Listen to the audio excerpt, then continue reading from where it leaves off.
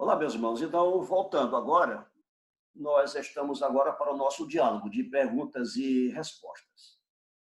E eu gostaria, portanto, de saber se vocês preferem que a gente termine esses conceitos de santidade que já estavam aí, e aí, então, depois que terminar, a gente dá a pausa, para poder, então, ter o nosso momento de perguntas e respostas.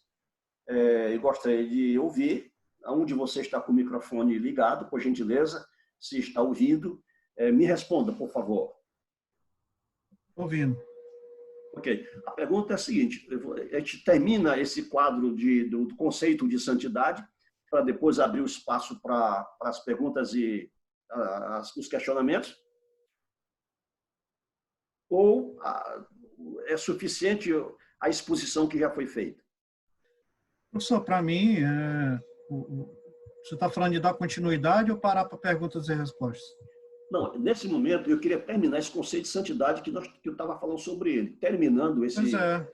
Aí, então, nós vamos abrir o espaço para as nossas... Continuando, vamos abrir o espaço para as perguntas e respostas. Pois é, continue sua conclusão. Tá, tudo bem. Então, agora vamos para...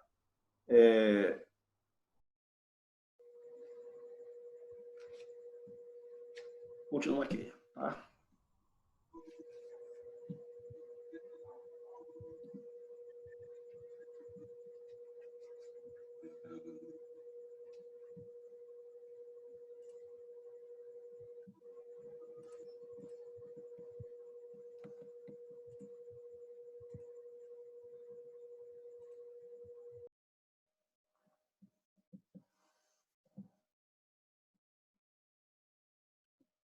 Show. Vou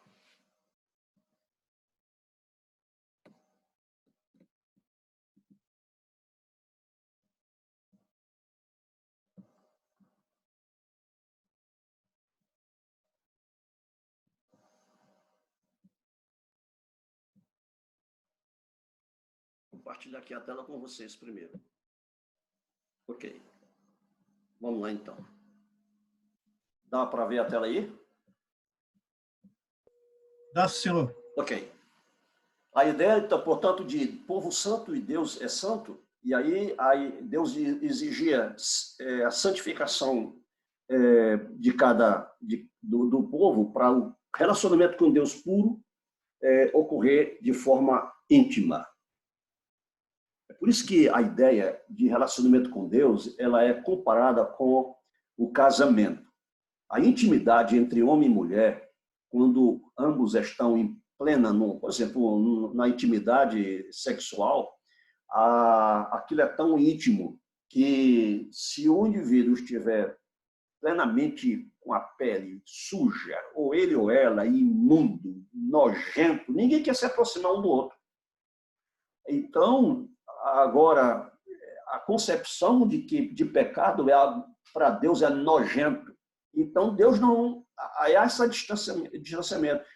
E santidade é pureza, purificação. O sangue de Jesus purifica, então, tudo aquilo que é nojento espiritualmente nojento para Deus, é retirado. E aí, então, vem a ideia de pureza, de luz brilhar. Jesus disse, vós sois a luz do mundo. João diz que Deus é luz e nele não há treva nenhuma. Então, o conceito de santidade é nesse sentido, de que Deus é santo e requer santidade também do seu povo. Justiça, isso aqui não é novo, é coisa simples, a gente já conhece.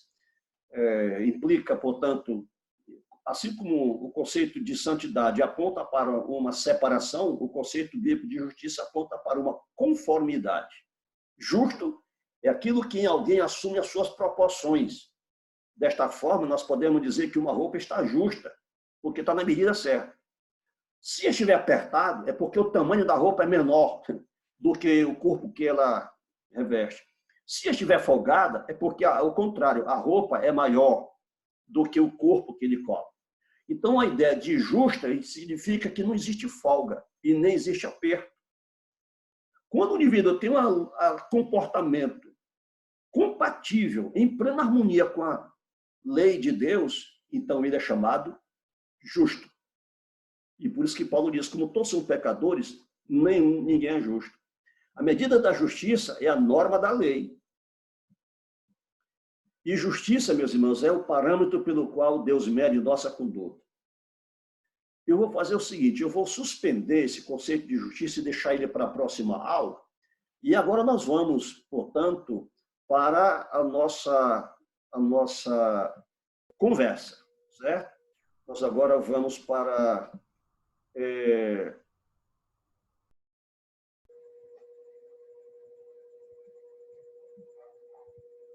perguntas e respostas. Nós temos 4 irmãos aí, 3, só tem 3, só vieram 3 hoje. Somos 4 pessoas. Número bom. É um número muito bom. Professor, a minha pergunta em relação a esses atributos comunicáveis é em relação a antes da queda. O homem, Deus, ao soprar, né? E ele dotou o homem com esses atributos, lógico que não iguais a Deus, mas sim semelhantes. Mas, ouvindo também uma resposta sobre o mal de Saião, ele diz que, na verdade, o mal é uma corrosão do bem, né? E minha pergunta é em relação a isso, em relação a esses atributos após queda. Houve uma diminuição em relação a esses atributos que Deus ele nos deu, e se o Espírito Santo, na verdade, ele também nos ajuda em relação ao próprio conhecimento, em relação a esses atributos comunicáveis de Deus. Um exemplo é o que o senhor falou agora há pouco, em relação do que a gente se faz de conhecer a Deus, onde o nosso próprio Espírito, ele testifica. Quando o senhor fala de Deus, o meu Espírito Santo que está em mim, ele vai ter a convicção de que aquilo que o senhor está falando, mesmo sendo homem, vem da parte de Deus. Meu irmão, olha, pegando aqui o fio da meada do que o Saião falou, que o mal é uma corrosão do bem. Nós estudamos aqui, nesta aula, que Deus é um ser incorruptível, certo? Então, Deus não peca, Deus não erra, Deus não flui mal de Deus. Ele é a essência do supremo bem, ele é perfeito, a integridade absoluta. Agora, por ele ter criado, tudo que é criado é feitura de Deus. E Deus tinha consciência de que a limitação humana não daria ao homem competência suficiente para ele ser autônomo, como Deus é. Mas deu ao homem a liberdade de decidir em permanecer em comunhão com Deus ou pecar. Só que Deus decidiu quais seriam as consequências do pecado. Ao pecar, o homem, portanto, corrompeu sua natureza. O que ocorreu? A imagem de Deus não foi removida, ela não foi anulada, ela foi avariada. Imagine, portanto, vamos fazer aqui uma comparação. Imaginemos que Leonardo da Vinci, que fez aquele quadro famosíssimo da Mona Lisa, ao terminar, perfeito, eles colocando lá na parede, e de repente vêm os admiradores, olhando e acham que coisa perfeita, que obra magnífica. E um mau elemento, chega naquele momento um grafiteiro, sei lá, um sujeito com conduta ruim, respingasse tinta, lama naquele quadro. O quadro, a pintura não sairia dele. Só que tinha uma coisa que não fazia parte do quadro, certo? Que foi a aderida. Ficou anexado, grudado. E aquilo, para ser tirado, tem que haver algum dispositivo para poder remover. No caso da nossa natureza, a natureza humana ela já se tornou corrompida. A moral humana, principalmente também, a conduta humana.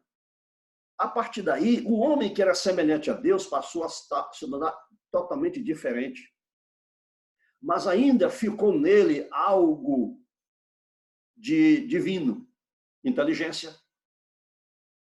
Ficou no homem ainda a liberdade de agir, vontade própria, a capacidade mental de entender, certo?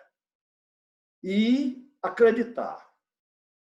Só que, quando Satanás cegou a mente humana, o homem vai precisar de um milagre. E o diabo não vai fazer esse milagre de remover a cegueira. Vem de Deus, pelo Espírito Santo. Então, qual foi a alternativa? Deus, por sua misericórdia, agir para restaurar o homem. A ideia de restauração tem a ver com a ideia de remover toda a impureza, todo o mal. Então, vejamos. O ser humano, a humanidade, se tornou lixo. Certo? Lixo. Aí Deus manda Jesus, o Filho, no lixão. O que ele faz? Ele cata alguns e faz uma reciclagem. Então ele pegou o Vidigal no meio do lixo, mergulhou no sangue de Jesus, que é um detergente magnífico, e houve uma limpeza completa. E quando houve aquele perdão, aquela limpeza, imediatamente, naquele instante, Vidigal estava semelhante a Adão, sem culpa, inocente. Não inocente não, que não foi inocentado, foi purificado, certo? E agora vem um processo de restaurar. A imagem que ficou deformada vai agora, o Espírito vai retocar. Então, como é que eu ilustro isso? É que Deus pega o pecador, semelhante a um indivíduo que tira o objeto do lixo, ele limpa aquele objeto. Depois de limpo, aí ele, por exemplo, se for um metal, lava, limpa, certo? E depois passa a lixa para brilhar. O Espírito Santo vai fazer essa obra de lixar o indivíduo. Retocar, remover toda a impureza ao longo da caminhada. A conduta errada aprendida precisa ser corrigida. A mente humana pervertida vai ser agora refeita. Por isso vai haver uma transformação. Aí Paulo diz isso explicitamente, como é que essa restauração acontece. Rogo-vos, pois, irmãos, pela misericórdia de Deus, que apresenteis o vosso corpo como sacrifício vivo, santo e agradável a Deus, que é o vosso culto racional. Aí a natureza física. Não vos conformeis a este mundo, ou seja, vocês que eram do mundo, agora não são mais.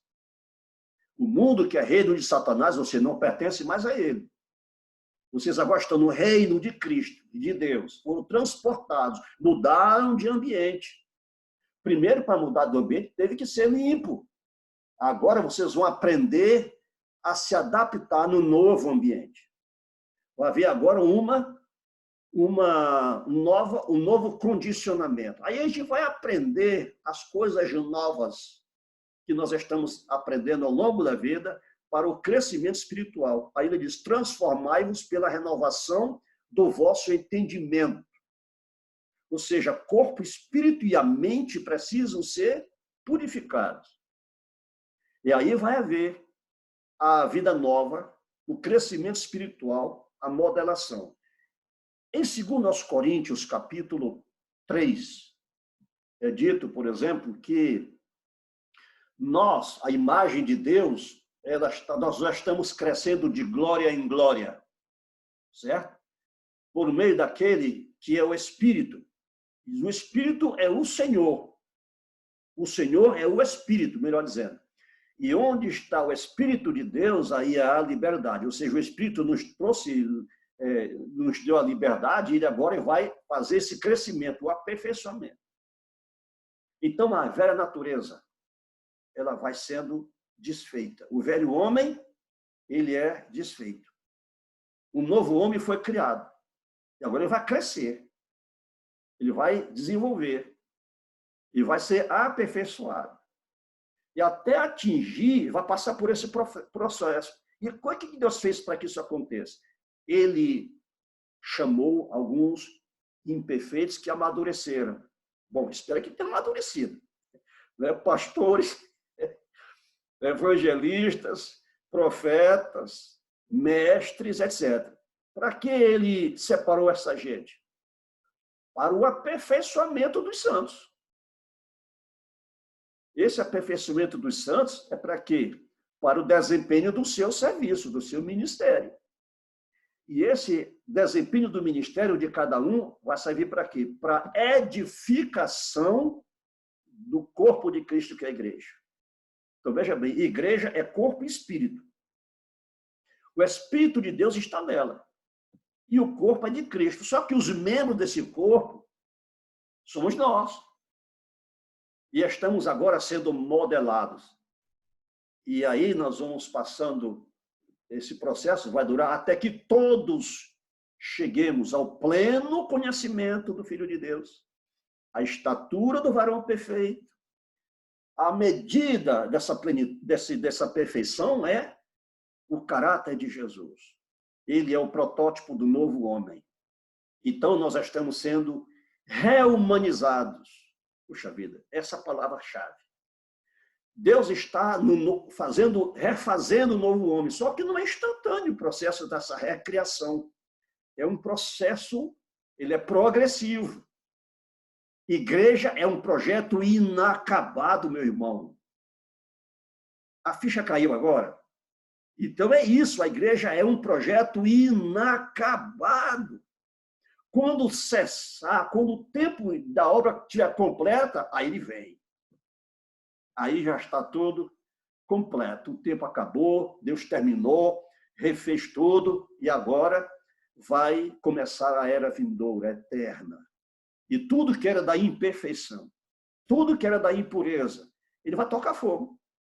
Quem não veio para ser modelado, segundo o novo homem, vai continuar no lixão. E o que ele faz no lixo? Toca fogo. Essa ideia, essa palavra, essa figura de linguagem que eu estou usando para descrever essa atitude divina e humana no processo de crescimento. Então, existe essa parceria entre Deus e o homem nesta nova reconstrução. E haverá não só um novo homem, mas um novo céu e uma nova terra, onde não há mais o mal, onde não há injustiça, onde o assassino não está lá, não há morte, não haverá, o sofrimento não vai mais existir, tudo que era de maldição vai estar fora. Mas então isso só acontecerá e ele vai destruir todo o mundo atual. Como ele destruiu no dilúvio, ele vai destruir de novo. E nós vamos escapar dessa destruição. Glória a Deus por isso. Eu e você, nós somos mais do que sortudos. Nós somos abençoados, meu irmão. É isso que o texto diz. Eu não sei se eu respondi, se deu para... Não, o senhor respondeu. Precisa de mais detalhe.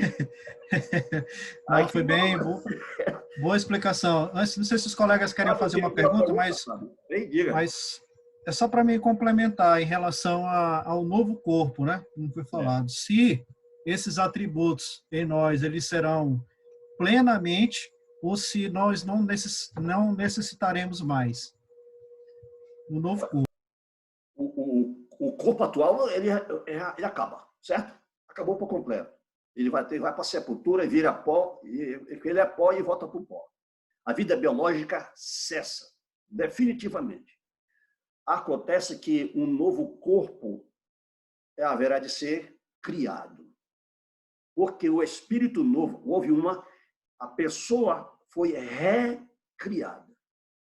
E como criancinhas em Cristo foram crescendo, desenvolveu, amadureceu, até atingir a perfeita varonilidade. O que é varonilidade? O homem perfeito. Aí a ressurreição física vai trazer o corpo adequado para o corpo perfeito, para o homem perfeito.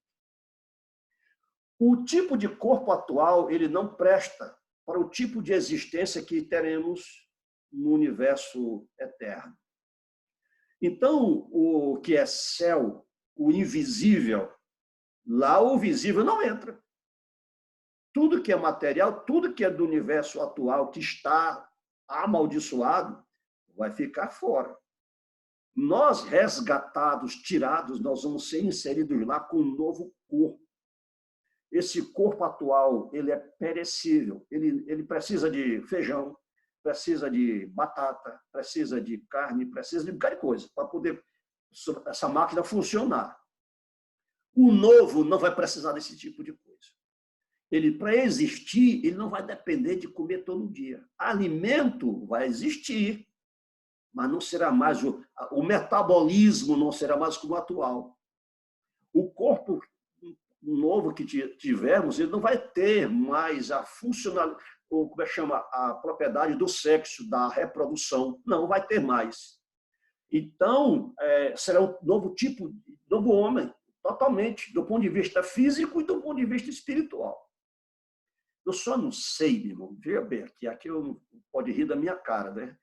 Eu não sei se o novo corpo vai o indivíduo defecar, porque Jesus comeu depois de ressuscitado, com o corpo glorificado.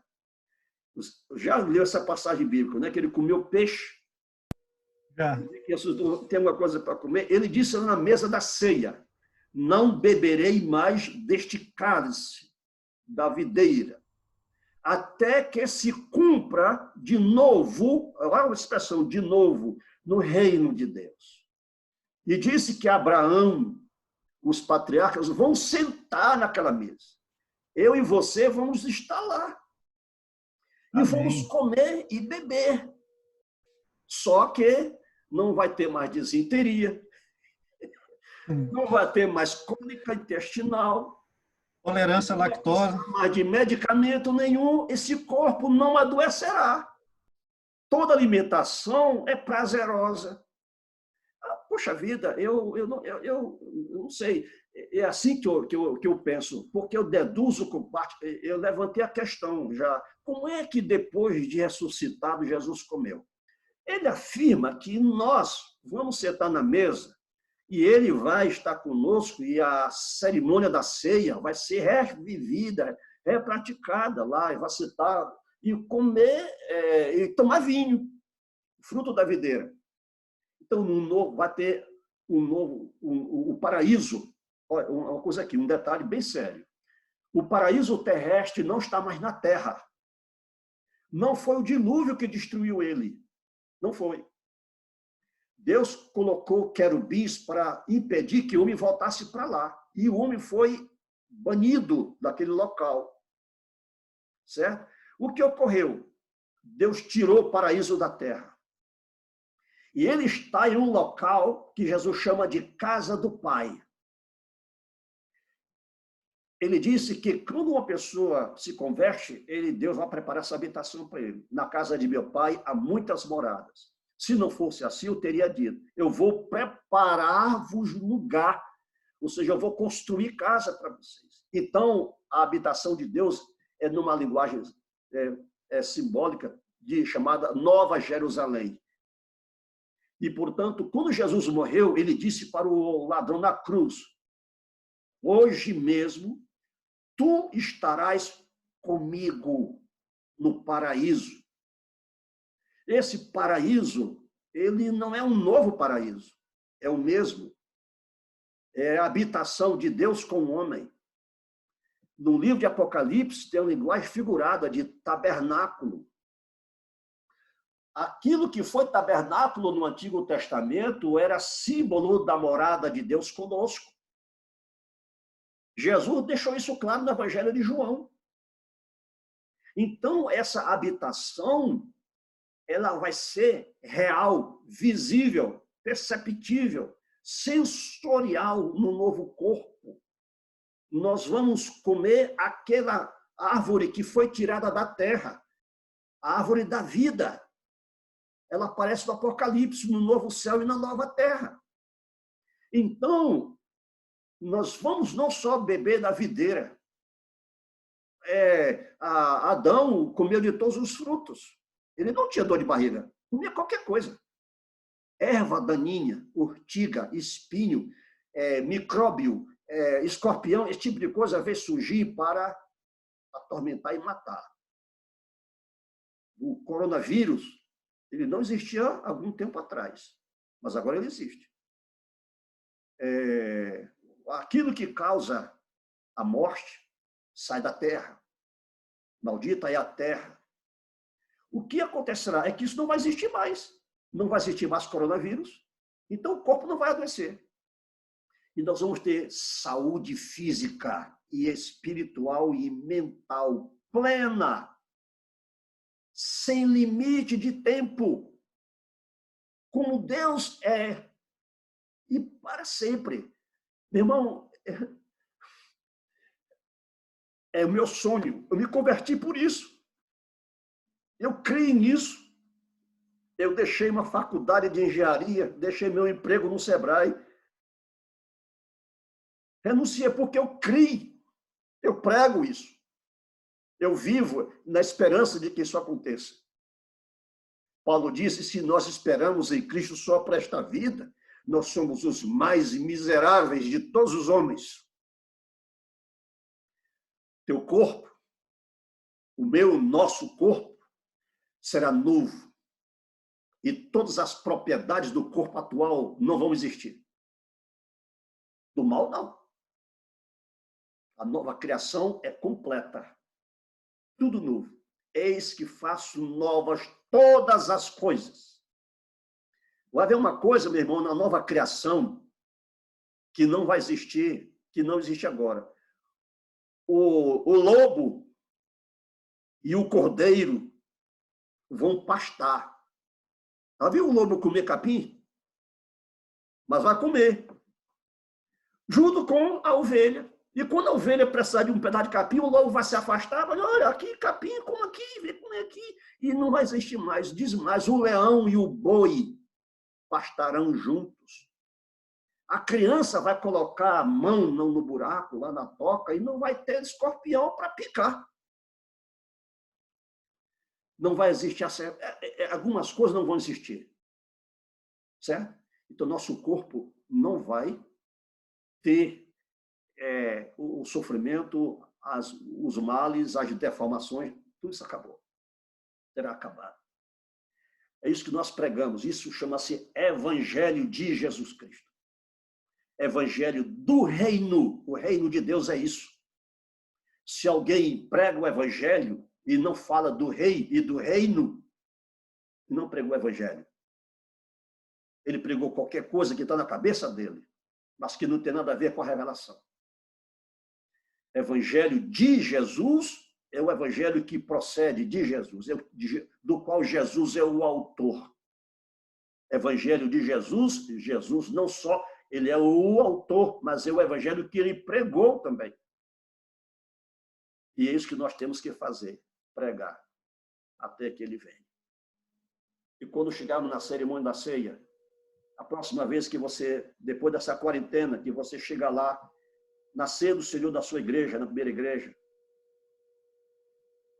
é provável que vai haver choro de lembrança da comunhão, da falta de comunhão, certo? E as pessoas vão sentir aquilo. Então, lá elas vão sentar na mesa e aquele texto vai ser lido. 1 Coríntios, capítulo 11. E aí vai estar escrito lá que cada vez que comermos do pão e bebermos do cálice, anunciamos a morte do Senhor até que ele venha. Maran-atá. Eu disse em aramaico, Maranata, traduzido como Maranata, não é Maranata, o nome a pronúncia correta são duas palavras. Maran, Atá. Atá em hebraico é tu. Tu, Senhor, vem. A ideia é essa. Maran, Atá. Então é isso que eu tenho a dizer para você, meu irmão. Para vocês. Obrigado, professor. Glória a Deus. Deus abençoe. Amém. Amém. E acho que já é suficiente. E eu agora vou jantar e vocês também. Portanto, nos reencontrar A Deus. na próxima aula. Se não for na quarentena ainda, se estivermos livres da quarentena, parece que vai ser até o final do mês. E em maio a gente retornará.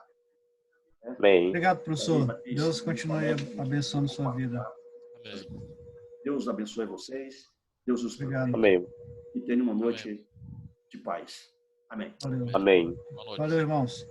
Boa noite, Boa valeu. noite, irmãos. Boa noite.